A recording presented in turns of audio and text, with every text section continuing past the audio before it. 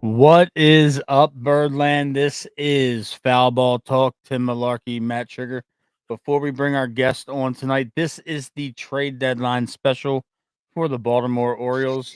Before we get to talking about a myriad of moves the Orioles have made over the last week or so, with majority of them being today before the 6 p.m. trade deadline. What a day, Matt. Tim, it was a day. Tim, you have a giveaway for a signed Jordan Westberg bobblehead. It's not signed. It's just Not a Jordan. signed. Okay, it's a Jordan Westberg bobblehead. I didn't know if it was signed or not. It was the And, stadium giveaway. Stadium giveaway, and you did the drawing on your X. So before we get to the baseball news, go ahead and announce the winner for our live audience, and that way they can shoot you a message and give the shipping details for said prize. All right. With the help of AI, I had it randomize all of the comment submissions. And I don't know if you guys follow me on X, but it was pretty cool. I posted that the requirement for the giveaway was to just simply retweet and then comment one of your favorite Orioles memories. And it was actually really cool to read through some people's memories. A lot of people, with the 1983 World Series, Cal 21-31. There were some definite weird stories on there that were kind of funny. Found out that apparently back in the Memorial Stadium days, Eddie and Cal took cabs and while other players were pulling up in limos. So there's a lot of really cool stories that showed up in the comments, but thanks to the helpful AI, randomizing all of the people who followed the rules, retweeted, liked, followed, and commented, the winner is good_Seth. Good_Seth. Go ahead and shoot me a message, shoot me a DM, and I will get your information for the bobblehead. If you can't, congrats, Seth. Good_Seth. I'm going to follow you real quick just in case you can't DM me. And then just so if you're watching, if I don't get a response from Seth, we'll give him some time to watch the stream or the replay. I'll tag him. Then we will go randomize again. But yeah, congratulations. Shiny new Jordan Westberg bobblehead coming your way. Yep. Now, on to more pressing things. We have a very special guest. He is a fellow Mount St. Joe graduate. He is a former minor league pitcher for the Cincinnati Reds, but Tim and myself both went to high school. Ryan Kemp. Ryan, it is so great to have you on the show, man. We're excited to talk some baseball with you. Yeah, I'm glad to be here. Thanks for having me. Oh, I like the wardrobe change. Okay. Yeah. Throwing on the Orioles jersey. So a little bit of background about Ryan. Ryan was drafted by the Cincinnati Reds in 2014. He was a pitcher. He was electric at Mount St. Joe. I could hit him. Yeah, I'm sure. I'm sure. Ryan, at least to us, you were in the conversation as one of the best Mount St. Joe baseball players of our time there and before. We liken you to Tex and Gavin and Clevenger. So you made it to the pros, my man. You reached the I appreciate that. I will be the first to tell you though that I'm all those guys made it to the big leagues, and Tex especially. He was a different kind of big leaguer. He was kind of in the mix for some Hall of Fame talk there for a while, and I was not ever that good. But thank you. You hold a special place to us. We're all Mount St. Joe grads. You're a Baltimore kid just like us. You've been following the Orioles just like us.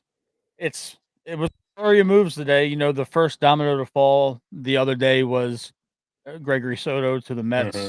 and then Sir Anthony went to the Blue Jays while he was here. And I wanted to ask you about that, Ryan. First, it was crazy. I don't think this has ever been done before, where a player was traded at the major league level to a team that was visiting him, his home team, and then the player that he was traded for was on visiting the same minor league team, and both players just had to switch dugouts that day.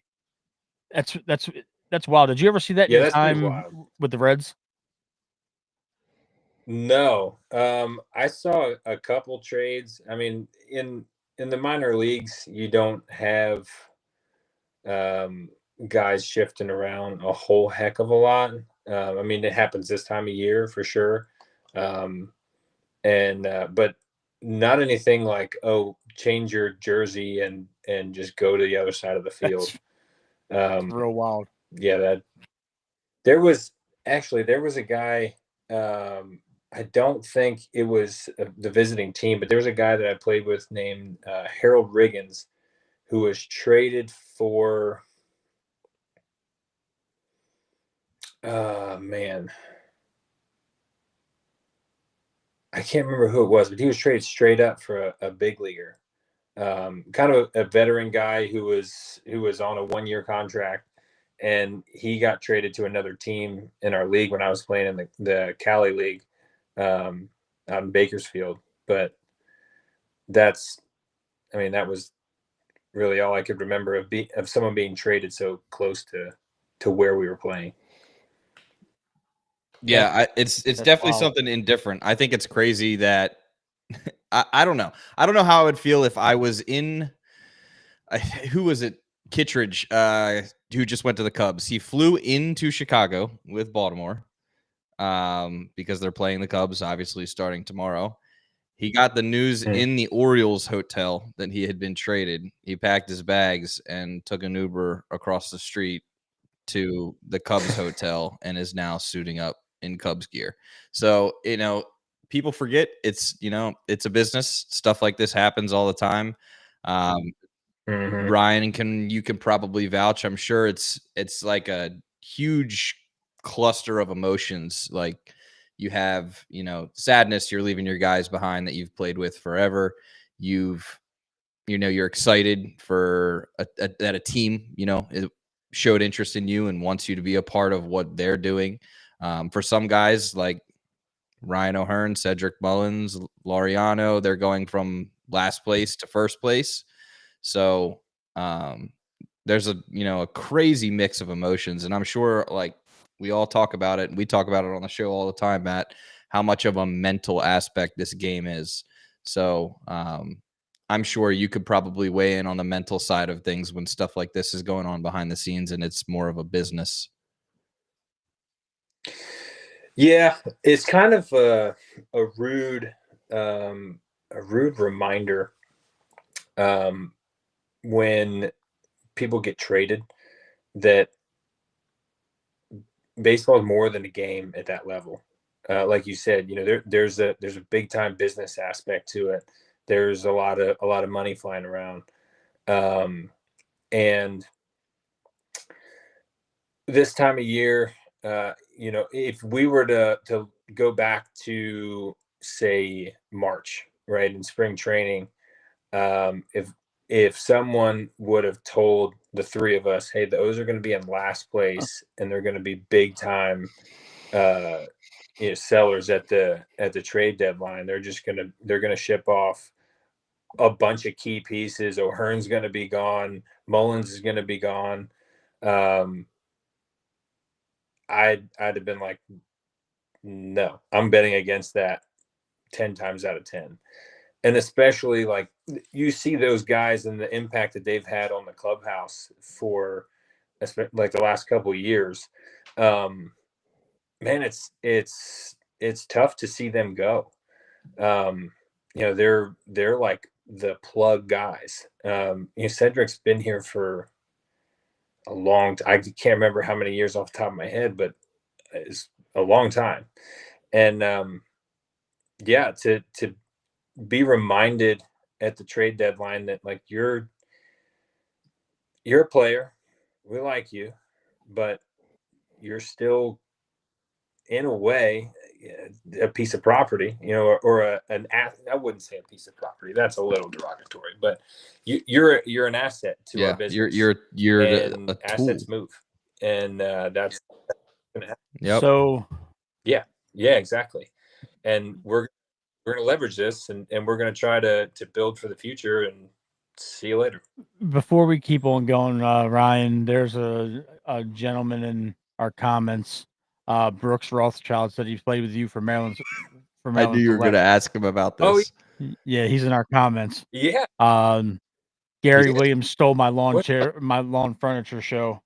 He said, apparently you played a mean piano in hotel lobbies.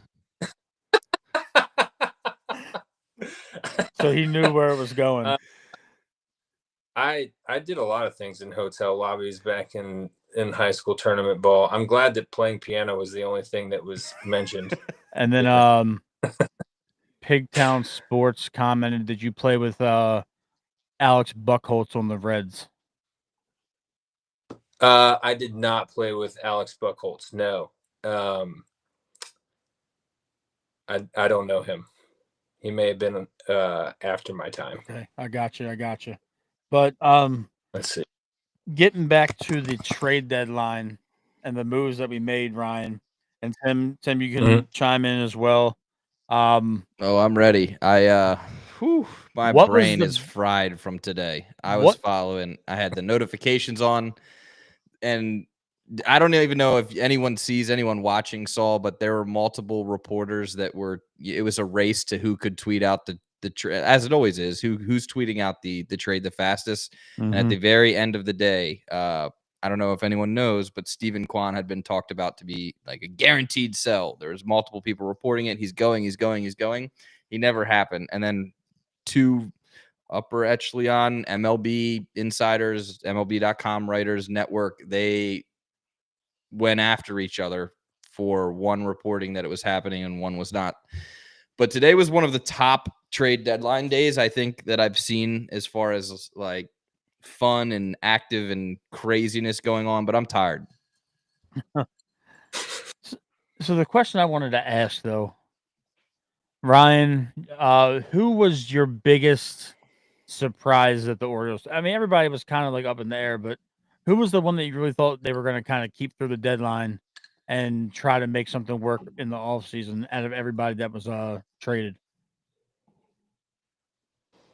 I can't say that any of them are really surprises. I would have loved to see O'Hearn stay around. I would have loved to see Mullen stay around, but you knew it was going to happen. Laureano going to, I mean, he was having a good year, but I mean, that one's questionable to me.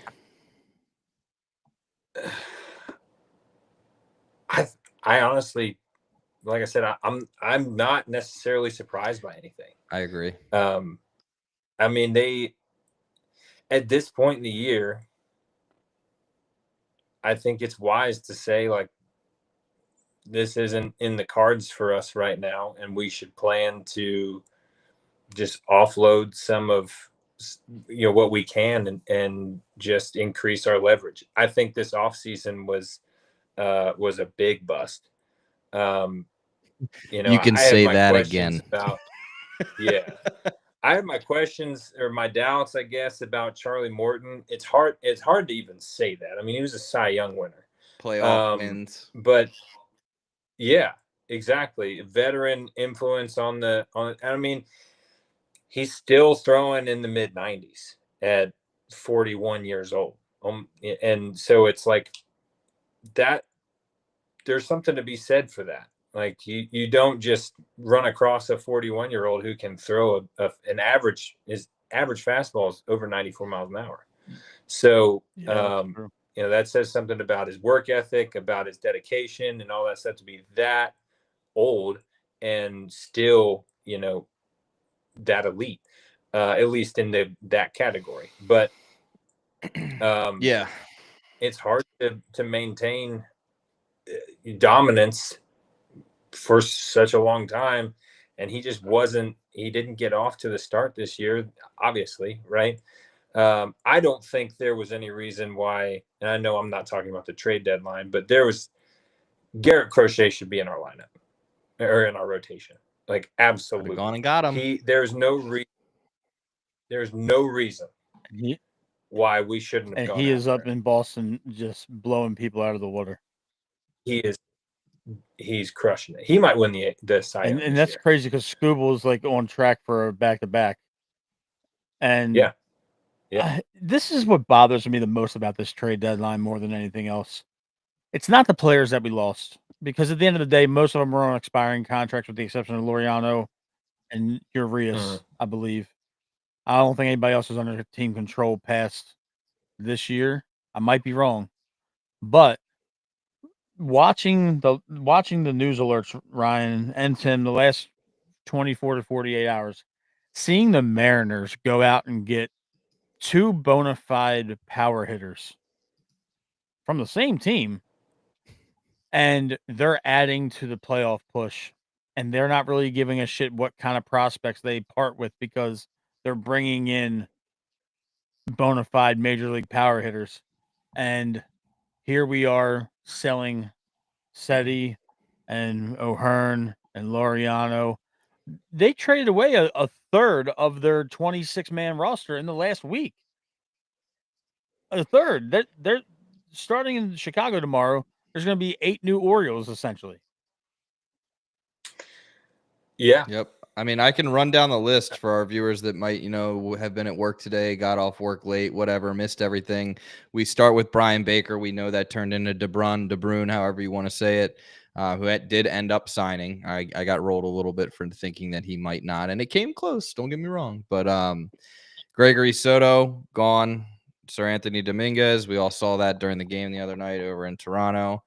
Ramon Urias down to Houston. Cedric Mullins, New York Met. Ryan O'Hearn and Ramon Laureano in a package deal to the Padres. Charlie Morton, a Detroit Tiger. So I just wanted to touch on one thing because I have to eat my words on this one. I was harsh on Morton when the season started. I was harsh on everybody. Of course, as to be expected.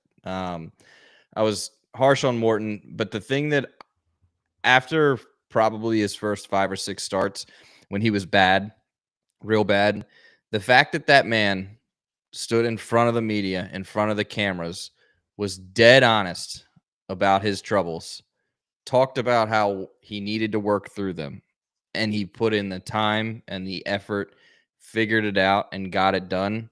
He worked himself into a trade position.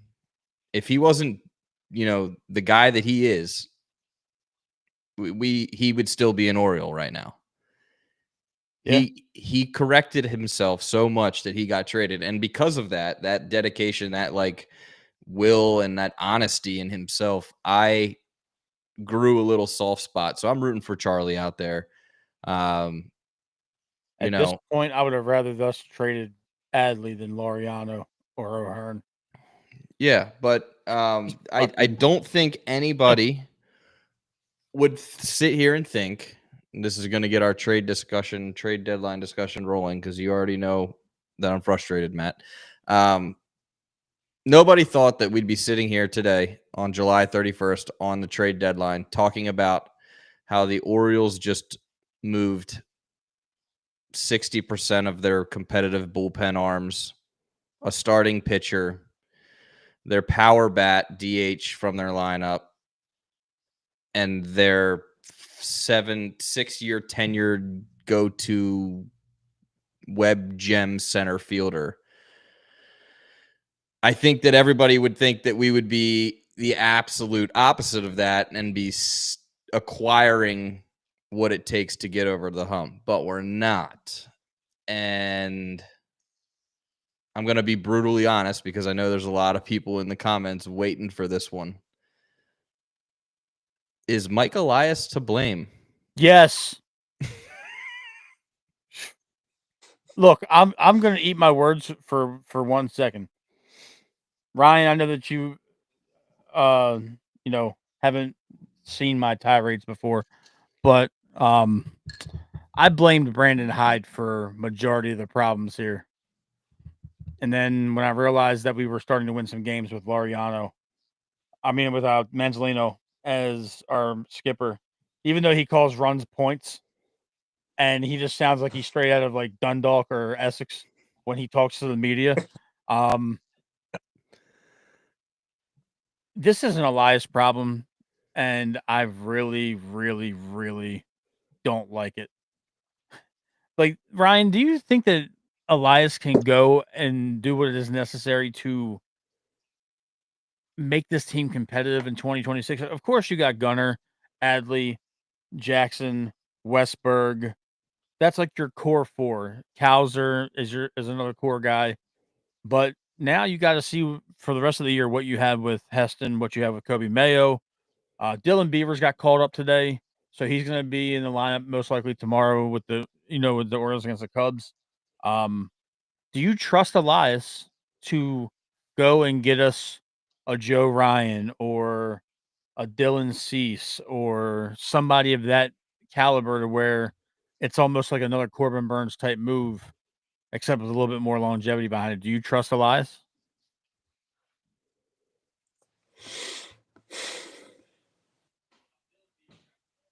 I trust his experience. He's got a good track record. This year is an anomaly for him. And I think that I don't know what was going on this offseason. I was very surprised by the lack of moves.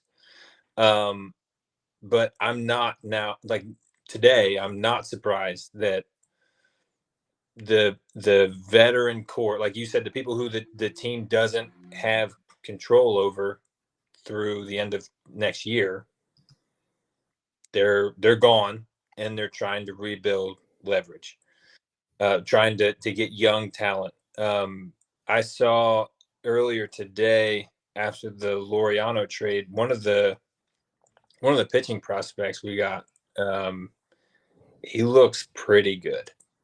He's like a 6'5" righty, and I think he was either in high A or low A. And I saw a quick video of him pitching, and he looked pretty good. But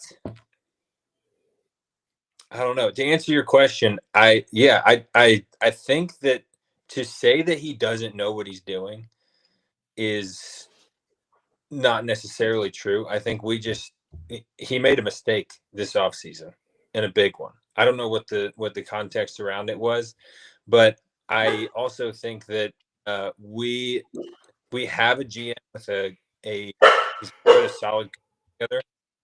I'm going to draw an analogy here to Charlie Morton. Actually, you got a guy who's been around the game for a while, and he'd proven before he came to Baltimore that he was a stud, and then he messes up.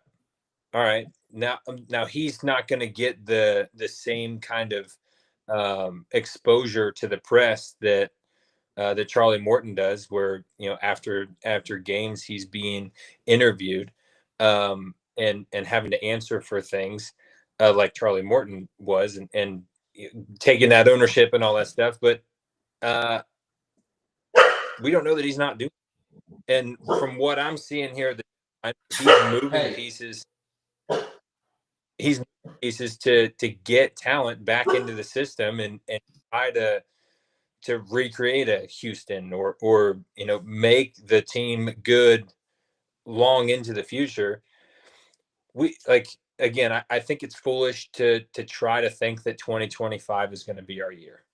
I think we need to really start looking. Like, patience is tough. We're gonna have to start looking toward next year, and we're just gonna have to accept the fact that it. We hope for the best in the second half of the season, but I don't know what better option do we have than to trust him right now. That's a Get good rid of point. him. I will, as critical as we both are of what's been going on the last year, this season, Ryan. That's that's the truth. I mean, what general manager prospect or hopeful is out there that you would trust to come in here and turn this thing completely around to where it's almost a complete 180 in philosophy? And Right. the game's analytically driven no matter where you go. So it's not like you're gonna not get another Harvard stat nerd in the warehouse doing the same job next year. So Elias is the devil we know. I have to push back a little bit here. Not that I'm in disagreement with you, just to get your opinion on how I present something to you. So what concerns me is that we saw the failed offseason last year.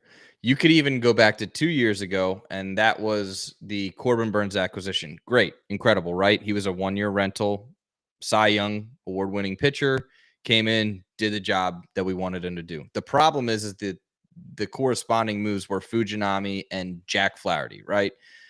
You see teams do what they did today, like the Padres, for example. And I know we've never opened the books like the Padres did today. You see teams like Boston, New York, Toronto, everyone in our division got after it today. We've never had the feeling, especially in the last 2 years of winning seasons, that Mike Elias has what it takes to so-called get after it. What makes you think that all of these farm hands, however many of it was today, that he acquired and built up? Everybody online is saying he's stocking the pile. He's restocking the farm to go make it happen this offseason. If he didn't make it happen in the offseason after 80-plus wins and 100-plus wins and completely botched them, as a fan, how can I sit here and think that and trust that he's going to do it again this offseason? He's going to use all of these assets, sell out, and have someone spend money. That's the hard part for me, is I don't know how I can bring myself to trust that when we're coming off of 2 back-to-back playoff seasons and we didn't see it.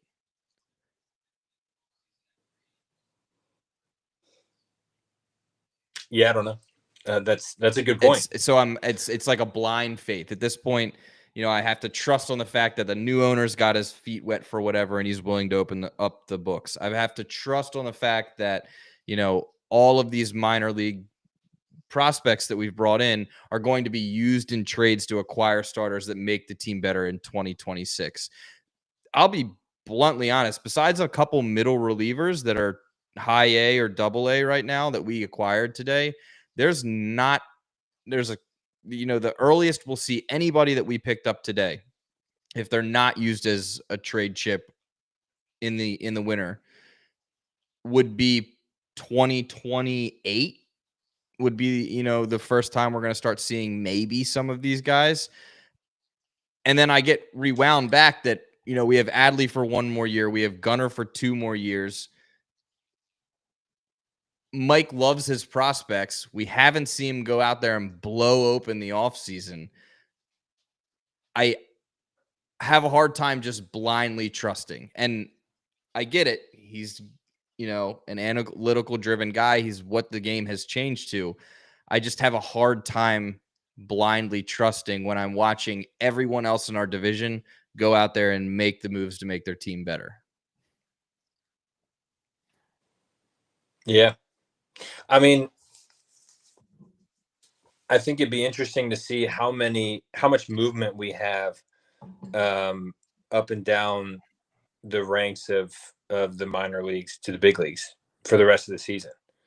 I mean, if we want to showcase a capable farm system, feed the hot hand.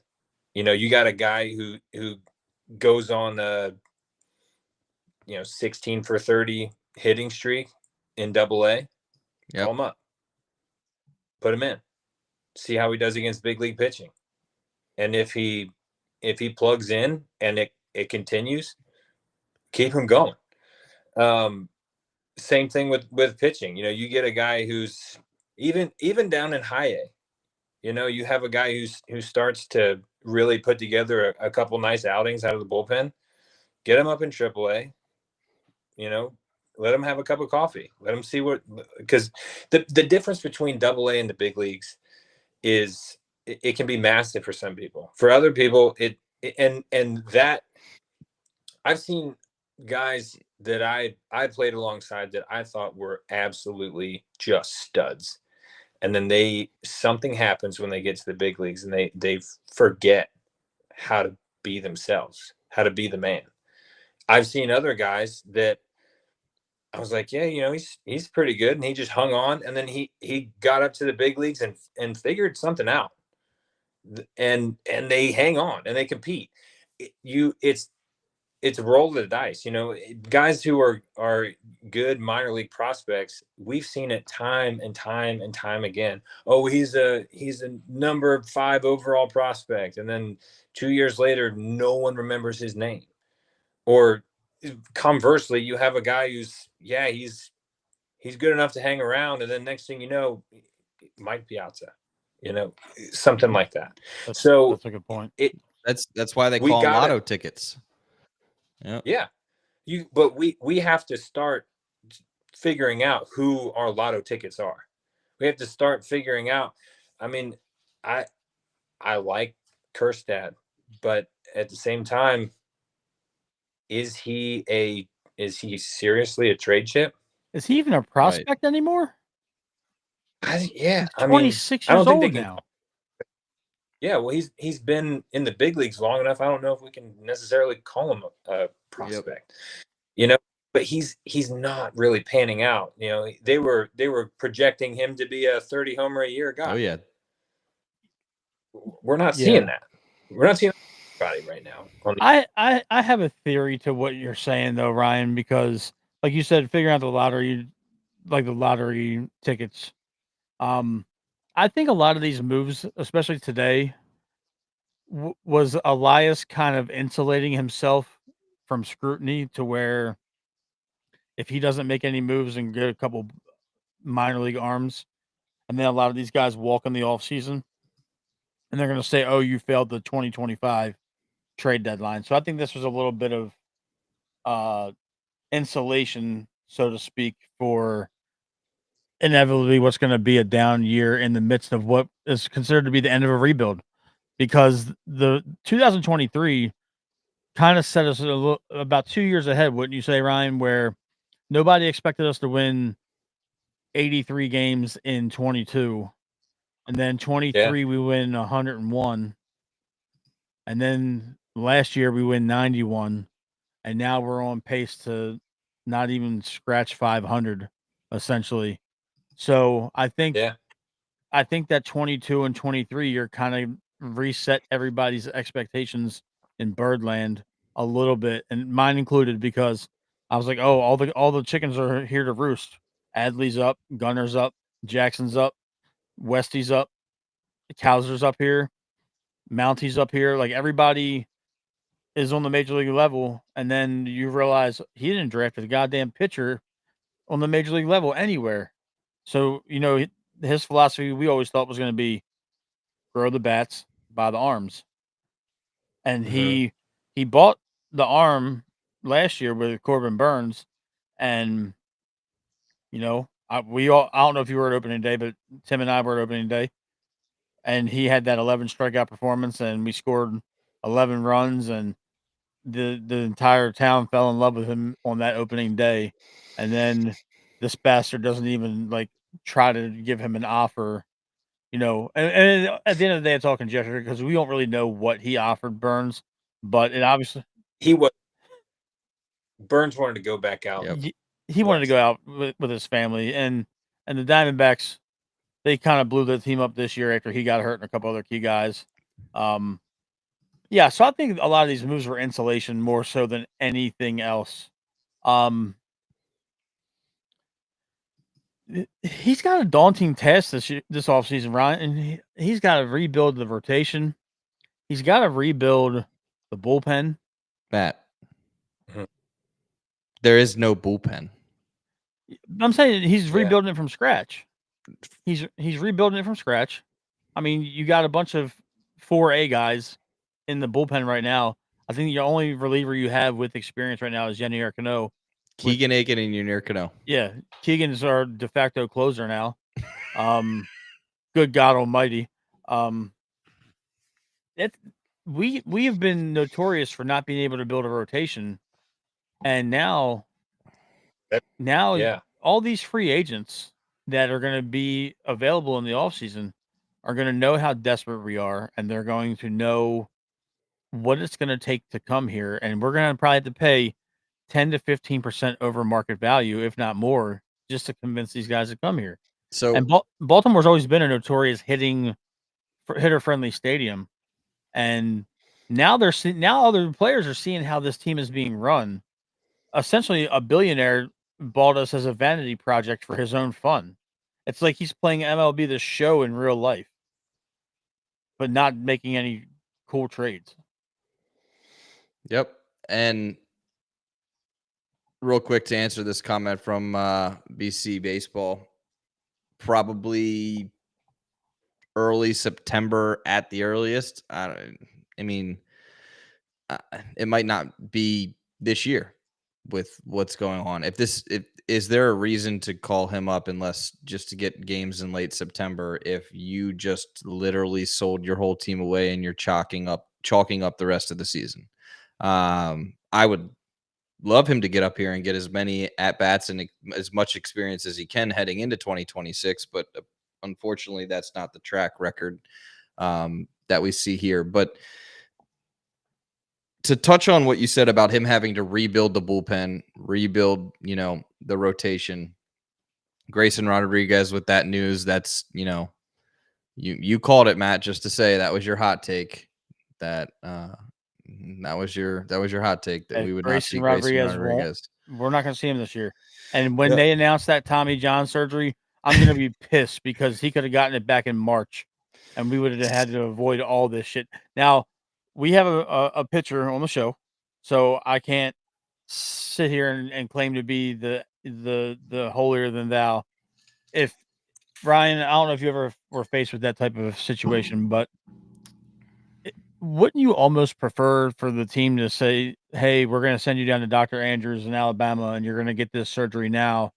We'll rehab you, and we'll see you in spring training next year, or we'll give you an extended spring training next year, and we'll see you in April or May of the following season." Because now, essentially, if Grayson Rodriguez does indeed get Tommy John surgery, which I predicted back in February, he loses all 26. So he won't be seen pitching again until 2027, and there's a good chance it might not even be for us. So, what are your thoughts on that particular situation? Well, the sooner that if he needs Tommy John, the sooner he gets it, the better. Because I had Tommy John, and it's a year. So if the Orioles somehow, by the grace of God,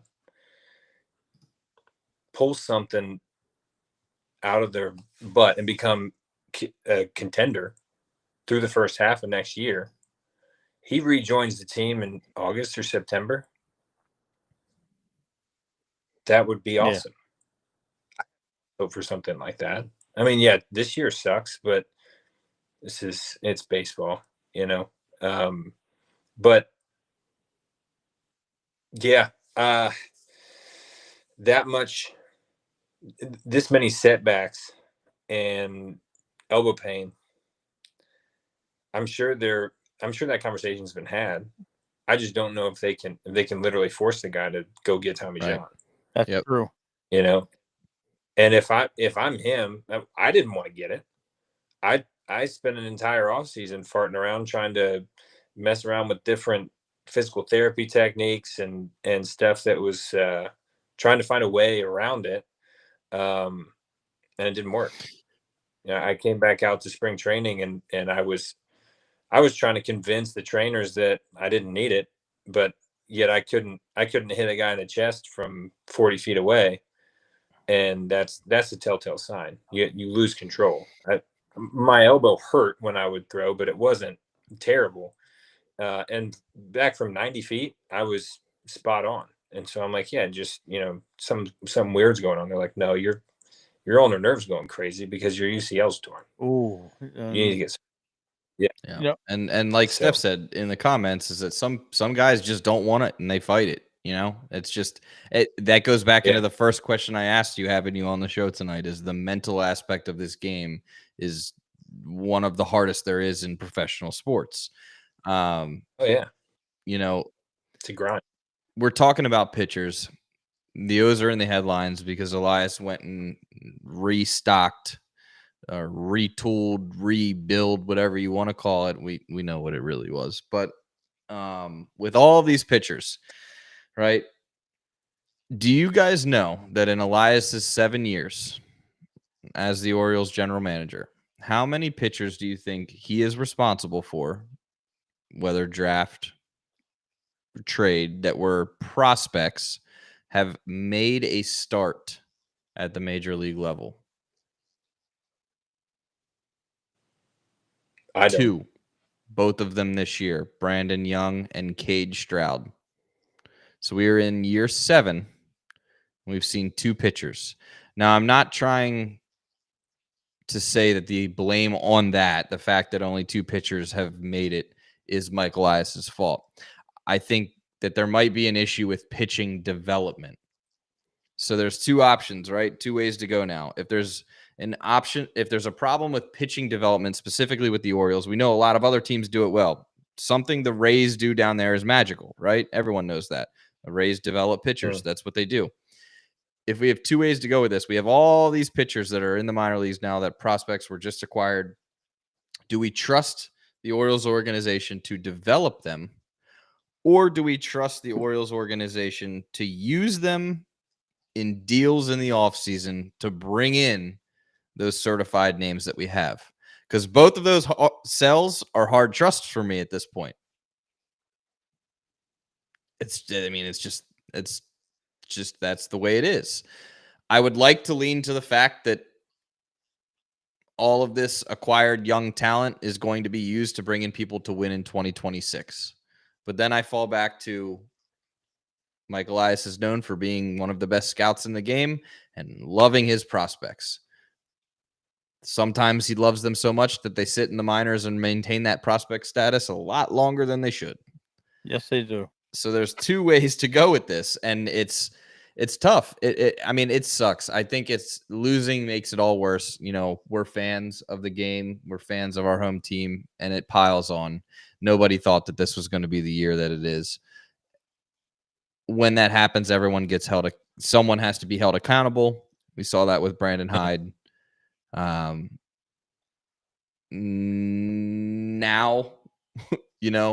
do you trust the guys that Angelo's hired? Because that's where we're at. It's tough. It sucks. I go back and forth with it all the time. But at the end of the day, I honestly have to just kind of look at what's in front of me and the fact that we've had botched off seasons, terrible development of specifically pitching. I wouldn't say terrible development because we're one of the only teams in the league that have a catcher, a shortstop, a third baseman that are all, developed over X amount of years. But it's tough.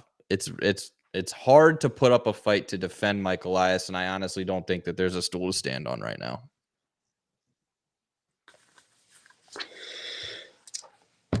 It's really tough, man. It is tough. You're not wrong.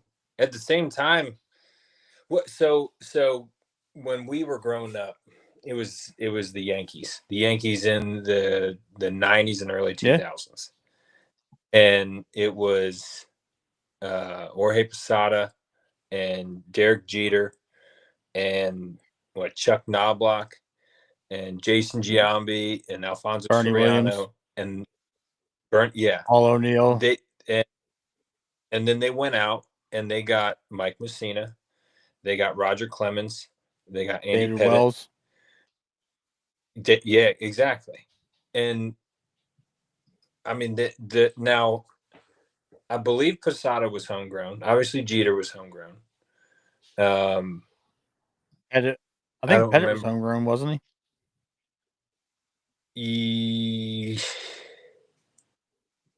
I'd have to he? Yeah, look that but up. I mean, I get your point. It's yeah, that's what it was in our in our formative years.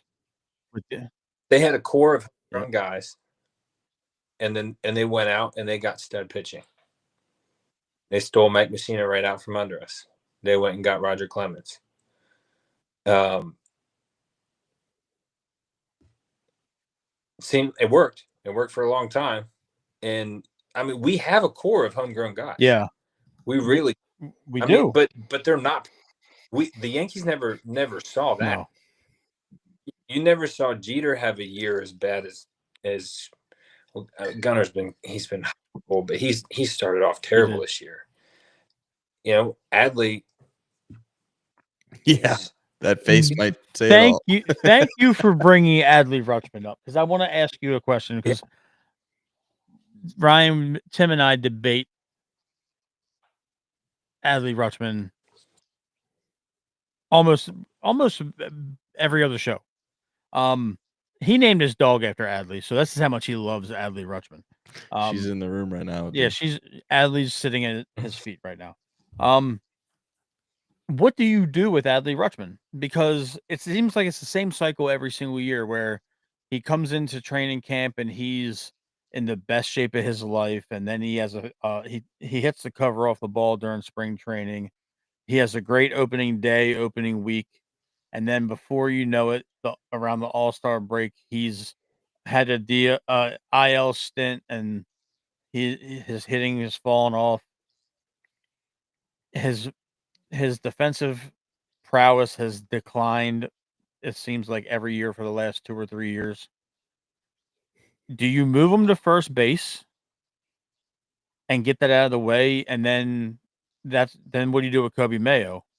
Or do you make him a DH, which is what he does best? When he was playing DH, he had a batting average that was almost 70 points higher than when he was behind the plate. So what do you do with Adley Rutschman? I mean, because he's up for an extension soon. Yeah, the thing that gets me about him is that he has the sweepless streak. Like, to say that he wasn't involved in that as the field general that we had out there is, you can't say that. You can't say that he didn't have something to do with that. But it's like, dude, where'd it go? Like, we gotta have that back. Like, if we don't, I like Adley more as a defensive player overall. This year, set this year aside, the way that he would manage the game from behind the plate, his bat was a icing on the cake. Like, it was great to see him dog through ABs, especially in clutch situations, and grind out a way to get on base or to be productive at the plate. But also, and this is, I may get in trouble for saying this. You won't get in trouble on this show. Never, ever, ever, ever. If you look at him physically, and he looks so soft. Like, he's got a. I'm not saying nothing. He's got to take the physical aspect of it seriously. I mean, you're playing 20 more games a year than you do in the minor Where's your leagues. music box? No, it's right next to me. Don't you worry. You got to get in the gym. I'm so glad you came on this show tonight, Ryan. I'm so glad I texted you earlier. because I have been saying that this dude comes into spring training looking like Terminator, and then he looks like he's a frat boy by mid-year with a beer gut. Yeah. And that's where his play falls off, is when he gets out of shape. And then let's add into the fact that he decided to be a TikTok star with his ex-girlfriend and try a bunch of fast food she's never had before. And like, come on. Oh, Like, this me. it's That's- absolutely asinine to me. Yeah, that it doesn't make any sense. no, you can't do that. You can't be doing that. You're sitting there eating different fast food every other day for TikTok likes, and you've had all of it. Your goofy little girlfriend, I've never had this before, and then you're doing dances in the car. You're getting Gunner involved. We're trying to win playoff games here. Yeah, Stay away from him. Leave that man alone. Love him from November to March, but not during the season. Mm. All right. Are we good with that, Matt? You got it out yet? Yeah, I'm good. I'm good. All right. I got a couple things to touch on that have been rolling from our chat. Our chat's grooving tonight, so I wrote a couple things down. One, Dylan Beavers did not get the call up today. It was Jordan Adams. I thought You're it good. was Beavers. My bad. All good. I wanted to be Beavers. Mostly because I want to see an Oreo jersey with his last name on it. Brooks, I'm Gary five. Williams I'm stole my five. lawn furniture. You were saying that you hadn't heard that from the Astros organization, that Sig and Elias are prospect hoarders. Everybody watching this podcast, if you have Spotify, if you read books, so I know it's rare, some of us still do it, but if you read books, you listen to audiobooks, there's a book called Winning Fixes Everything, that is written by someone that was inside the Astros organization during the Elias times. I highly suggest that even if you're not an Orioles fan, if you're just a baseball purist, if you're a baseball fan, listen to Winning Fixes Everything. It was some of the stuff that I learned from that book is absolutely mind-boggling.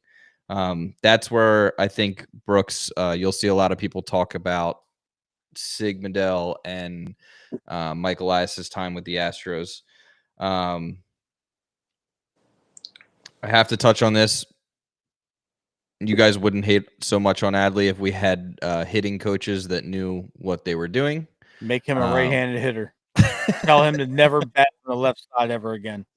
And last but not least, this was brought up by my wife. This is brought up by one of the Kemps, Carrie's, their father, one of the twins, their dad. I don't know. There's so many Schusslers in the comments. I don't know. I know my wife said it, and then one of the Schuster clan said it too. Does anyone want to talk about how, with all these prospects and the fact that we might not be ready to win in 2026 just yet, could be a problem, since the MLB is probably going to near its largest lockout of all time in 2027? It's coming, boys. Big time. Over a salary cap. Yeah. All the owners want it, all the players don't. And and here's the thing. I know this isn't about baseball right this second. I've had the chance to talk to players from different sports, Ryan, over the years. I know I've sent you the interviews and stuff, and you've supported, and thank you, by the way. Salary caps in the other major sports increase the value monetarily of the organization, because there's a limit to what they can spend as opposed to their profit. Now in baseball, they have arguably the strongest union out of all of the four major North American sports. I don't think the players union is going to go for a salary cap. But at the end of the day, what do you make the salary floor and what do you make the cap? Because there's such a disparity between teams like the Athletics and the Rays and the Rockies, and then you got teams that spend. You can throw us in that category too. Don't be shy. Us to a degree. But then you got teams like the Los Angeles Dodgers that will spend to the point where their payroll is $370-400 million, whatever it might be. It's all the team, the left coast and the right coast. Yeah. LA and New York, basically. You got and Boston's no different. Yep. How do you justify a salary cap? Because the thing is, if you set the salary cap and then you add up all these contracts for these teams that have signed, like, okay, let's use Boston, like you just mentioned, Ryan. They at one point in time they were giving out massive contracts left and right. So then you set a salary cap at 200 million, but they just invested the last 5 years in a payroll in excess of 300 million. So now you're telling them per new league rules, you got to trim 100 million off your salary cap. So now you got to trade a number of big name guys, and then teams aren't going to necessarily come up off of their prospects anymore because with the salary cap, they're going to be able to afford them under salary cap deals. So you're essentially killing this time of the year, which everybody loves the trade deadline. Yeah. That's I know when we were all in high school, we stayed up because the trade deadline used to be midnight or 10 p.m. So we were staying up watching ESPN Baseball Tonight with Tim Kirchin and Harold Reynolds and all them guys for Fan of the this. show. Yeah. Tim's been a Nice. guest of ours a couple of times, but the lockout's going to happen, and we know it's coming. But how do you really enforce a salary cap in a sport that's never had it? There's no foundation, there's no basis, there's no groundwork for it. Yeah. I don't know. That is the that side of it is something that I was never very well versed on, and I don't know how you would implement it. To be honest with you, I understand why. It's more money for the teams themselves, and you start to see this sort of hoarding of, or you just get people buying championships or trying to, and they just keep trying to do it. Now, the beautiful thing about baseball is that that doesn't work nearly as much as you might think it would on paper. I mean, the Yankees haven't won in a while, and they've been spending a lot of money trying to do it. Spend that money, keep losing, baby. Yeah, just keep going. They get bit by the injury bug worse than anybody. I mean, the Dodgers have had some success in recent years doing that. The Padres have been kind of trying to be big players, at least open checkbook players. Today specifically was like big for me with the Padres. I was like, wow, they are going after the Dodgers. Yeah. Well, this is it. Have been kind of for the last 5-6 years. Yeah. It's got Machado. And then they got Yu Darvish, and that's when it started. Yeah, Juan Soto, and Bogarts. Yeah. Bogarts had a huge contract out there. Yeah, I think he was a record setter when he signed. I believe so. Yeah. So and then the Mets are now going after the Yankees. They're trying to be the Yankees basically. I mean, the Mets are scary now. Cedric going out there. I love Cedric Mullins. I will always have a place in my heart for Cedric Mullins. And to see him in New York breaks my heart, but at least it's in the National League. Yep. But at least he has a shot to maybe go get a ring. Yeah. Well, they also just got Tyler Rogers. Right. Who sub-2 ERA. And Helsley. Oh, dude. Yeah. That 7.89 reminds me of the 7.89 we had 10 years ago, 11 years ago, when you had Miller, O'Day, and Britton. That was a nasty 7.89, and now you got Tyler Rogers, Ryan Helsley, and then you got Edwin Diaz as your close. Like that's if they got a lead after 6, you can probably chalk it up. Yeah, kiss it goodbye. Yeah. And Kim just said in the chat, I'll pull it up here, but exactly what I was thinking today. The Padres and the Mets like literally went for it today. Yeah. They said, we're doing it. This is it. We're making the run. You know who else very sneaky went for it today? And I was surprised because it's not, a Met a Dodger, a Yankee, Padres. The Seattle Mariners, they are going for it. Now, I don't know if if they have what it takes to compete with some of those big teams, but the Mariners went for it today. They showed some face. Toronto surprised me a little bit. How about the fact that everyone in our division went for it today? That kind of hurt a little bit. We didn't. we told everybody, just come take your pick, and we'll give you some minor league guys. Yeah, I can't wait until tomorrow. I just want to hear Lock and Four lose his mind. Heard it on the way home today. But Ryan, yeah, you're absolutely spot on with that. It's so I guess I have to sign with team players. I have to. And I think that there should be a salary floor, maybe before even that there should be a salary cap. There should, a floor first. I think that the union would probably push for that.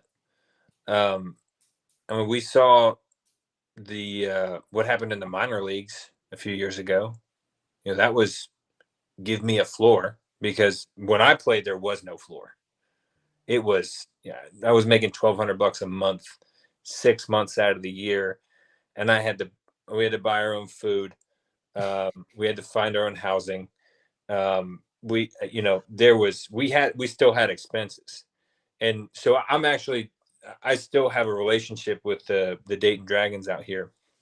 I know guys, the guys who are the administrative guys at the field, and I'm the team chaplain out there. And so I go in the clubhouse and I see, like, they've changed it a ton. They actually have a legitimate weight room. They've got a commissary that's stocked with all sorts of food. Like, and I'm not talking peanut butter and jelly. Like, they're doing it. They have housing. They have every Monday off. They have they have to have 2 batting cages in each minor league stadium now. You can't just have a field and say we're going to be affiliated with a major league team. That's out in Bakersfield, California.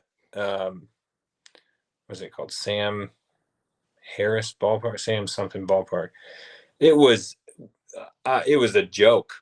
It was a high school. It was worse than a high school field. Like, and that was a high minor league field. The clubhouse flooded. So old that they built a batter's eye they planted pine trees or evergreens in center field to use it as a batter's eye, but they positioned the field in the wintertime, and they didn't factor in the fact that the sun is in a different position in the sky in the summertime. So our games had to start at 8 p.m. instead of 7 p.m. because at 7 p.m. the sun was directly over these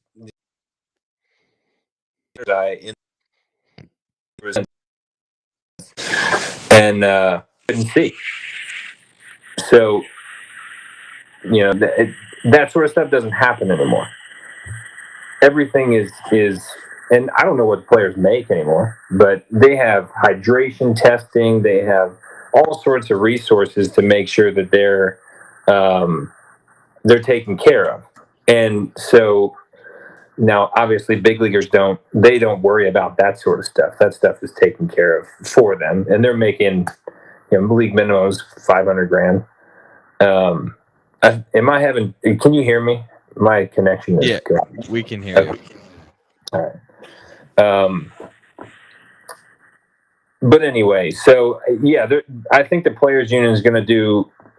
They're going to have to ask for if the commissioner is and Major League Baseball is going to want to set a salary cap. I don't think they're going to get anywhere just by trying to bulldoze their way through that. I mean, didn't Bryce Harper have a confrontation with manager about that? Told him yeah, he said, "Get the fuck out of my dugout."